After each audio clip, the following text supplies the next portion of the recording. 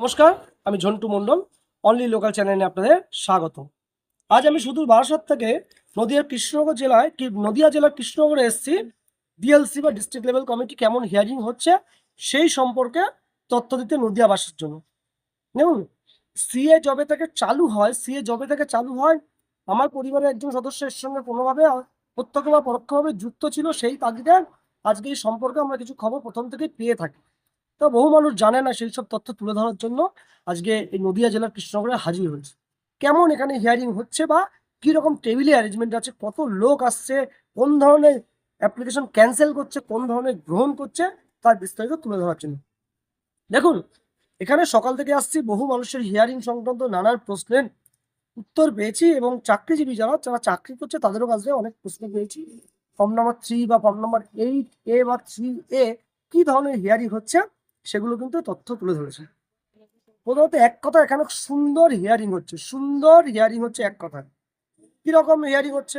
মূলত যে সমস্যাটা বাংলাদেশি অ্যাপ্লিক্যান্ট বাংলাদেশি ডকুমেন্টস নিয়ে, সেই ডকুমেন্টসটা কিন্তু এখানে জেরক্স হলেও অ্যাকসেপ্টেড হচ্ছে, পরিষ্কার এবং সিল থাকতে হবে।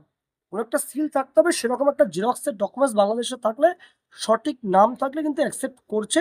যেমন 3টে এফিডেভিটের প্রয়োজন হয়, সেরকম 3টে এফিডেভিট দিয়ে মানুষ দলীয় সার্টিফিকেট দিয়ে অ্যাপ্লিকেশন করছে এবং অ্যাকসেপ্ট করছে।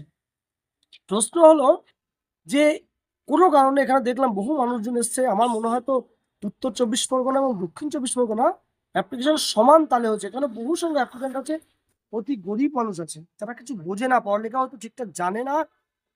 গরিব মানুষ তো কথা নয়, যারা কিছু বোঝে না, জানে না, তারাও কিন্তু অ্যাপ্লিকেশন করেছে এবং কিছু কিছু ছোট ছোট সমস্যায় পড়ছে। যেমন একজন বক্তব্যের নাম ছিল সুনীল সুনীল শিকদার সরকার, সুনীল SUNIL, ওখানে একটা এল এর সঙ্গে একটা কে অ্যাড হয়ে গেছে।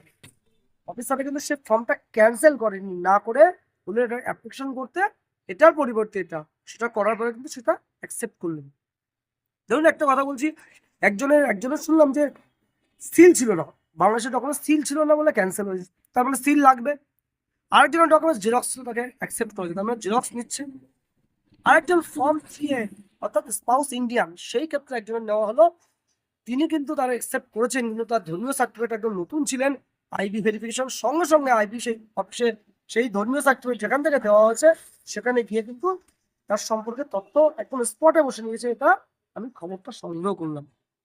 তাহলে মোটামুটি এখানে জেরক্সে নিচ্ছে, নামে টুকিটাকি ভুল থাকলে কারেকশন করার অপশন দিচ্ছে, যেটা অ্যাপ্লিকেশন করে নিয়েছে, যেমন 3টে ফর্ম ফিল আপ হয় তেমন দিচ্ছে। এবং আপনাদের অন্য তথ্য দিয়ে রাখি, যে তথ্যটা এখানে 2টো টেবিল বসছে। আমার যেটুকু মোটামুটি খবর আছে বা যেগুলো সংগ্রহ করার চেষ্টা করি বিভিন্ন জায়গা থেকে, আপনারা যারা দর্শক ভাই বোনরা আছেন বিভিন্ন জায়গা থেকে সংগ্রহ দেন, আগামী 15 দিনের মধ্যে কিন্তু এই নদিয়া জেলায় আরো 3টে টেবিল বসবে। আগামী 15 দিনের মধ্যে নদিয়া জেলায় আরো 3টে টেবিল বসবে।